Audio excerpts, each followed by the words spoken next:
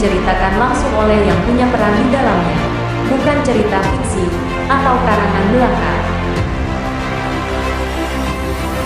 Episode pertama.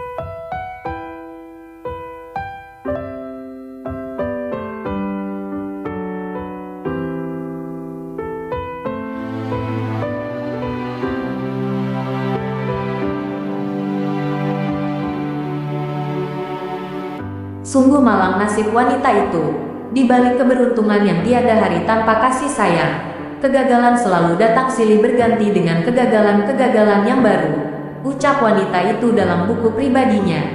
Di dalam buku itu pula banyak kalimat-kalimat yang tertulis, seperti menang dalam rumah tangga tak segampang yang aku kira.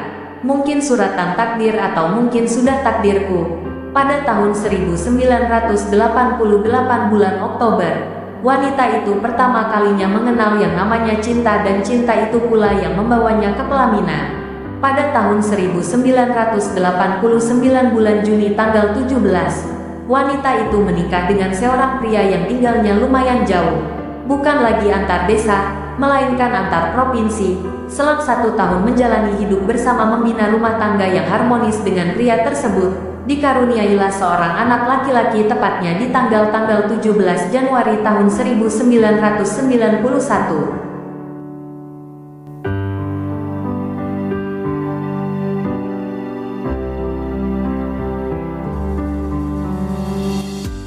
Hari demi hari, waktu demi waktu, wanita itu selalu berdoa dan berharap supaya rumah tangganya bisa menciptakan kebahagiaan yang sebagaimana mestinya ketika orang melihat. Namun keadaan berkehendak lain.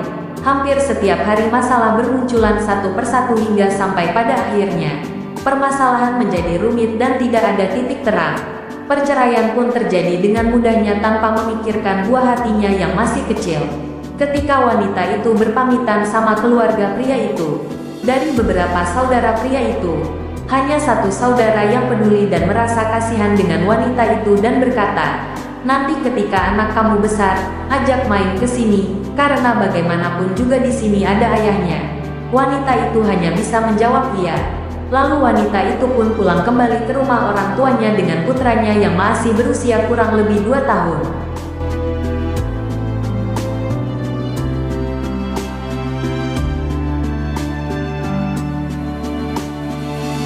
Sesampai di rumah orang tuanya, wanita itu melakukan kegiatan seperti biasa yang dulu pernah dilakukan di rumahnya.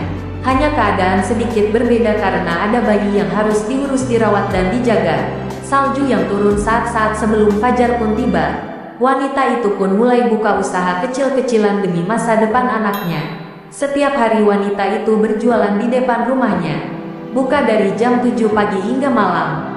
Wanita itu melakukannya tanpa mengenal lelah dan hampir setiap hari berulang-ulang seperti biasa, hingga sampai pada saat di mana ada seorang pria yang memerhatikan wanita itu setiap harinya. Ternyata pria itu ada rasa dengan wanita itu. Akhirnya pria itu meminta kenalan dengan wanita itu dan wanita itu menanggapinya dengan baik. Selang 1 minggu berjualan ditemani pria itu pun mengungkapkan perasaan hatinya. Wanita itu pun sedikit heran, kenapa pria itu bisa jatuh hati pada dirinya. Hari menjelang malam pun tiba. Wanita itu tidak bisa memejamkan matanya, teringat akan ucapan pria tadi. Keesokan harinya wanita itu memberi jawaban kepada pria itu dan berkata, "Jika kamu cinta dan sayang padaku, maka kamu juga harus bisa cinta dan sayang pada anakku. Apakah kamu bisa menyanggupi permintaanku?" Jawab pria itu, "Ya, aku sanggup." Akhirnya wanita itu dengan pria itu saling berbagi cerita.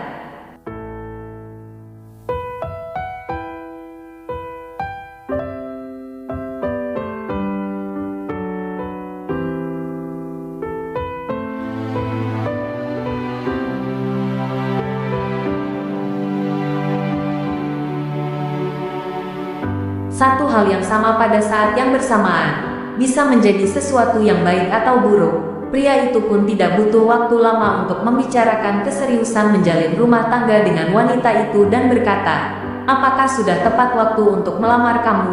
Mendengar ucapannya wanita itu terdiam. Jika seseorang membayangkan dia tidak bisa melakukan hal ini atau itu, Sejauh itu pula dia ditakdirkan untuk tidak bisa melakukannya dan sejauh itu pula mustahil bagi dia untuk bisa melakukan hal itu, ujar wanita itu dalam hati. Akhirnya wanita itu pun menerima tawaran pria itu, tanpa harus berpikir matang-matang. Wanita itu sudah yakin dengan apa yang sudah dijanjikan pria itu. 2 minggu setelah pesta pernikahan, pria yang jadi suami wanita itu meminta untuk tinggal di rumahnya. Wanita itu kebingungan. Dia tahu kalau tinggal di rumahnya tidak mungkin bisa bawa anaknya ke rumah dia. Wanita itu tahu kalau keluarga suaminya tidak suka kehadiran anak kecil yang bukan anak kandung dari suaminya. Akhirnya wanita itu memberanikan diri untuk membawa anaknya ke rumah suaminya.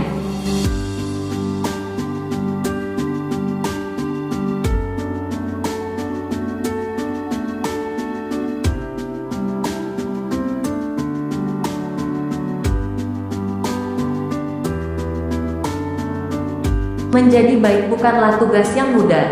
Lebih sukar melawan kesenangan daripada kemarahan. Apa yang sudah pernah dibayangkan wanita itu benar terjadi di rumah suaminya. Tak sengaja wanita itu melihat anaknya disakiti sama suaminya. Tidak menutup kemungkinan sudah dari kemarin-kemarin suaminya suka nyakitin anaknya. Akhirnya pertengkaran pun terjadi. Hampir hari-harinya berselimut pertengkaran. Siang tidak sepenuhnya cerah jikalau awan hitam tidak menutupinya. Melihat keadaan di rumah suaminya seperti sudah tidak dianggap, malamnya wanita itu membuat rencana yang di luar dari nalar manusia. Apa yang terjadi di malam itu?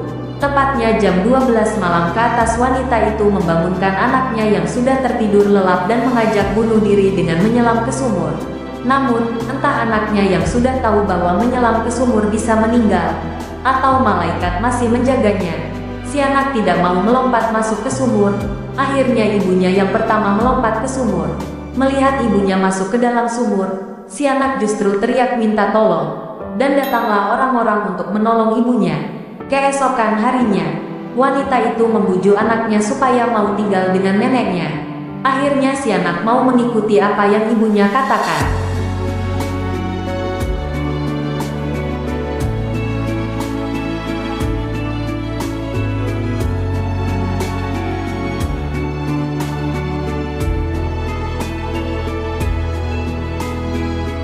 Apa yang akan terjadi selanjutnya? Lihat saja di episode berikutnya. Terima kasih sudah mendengarkan cerita ini. Dan jangan lupa tekan tombol subscribe, tidak lupa tekan tombol lonceng.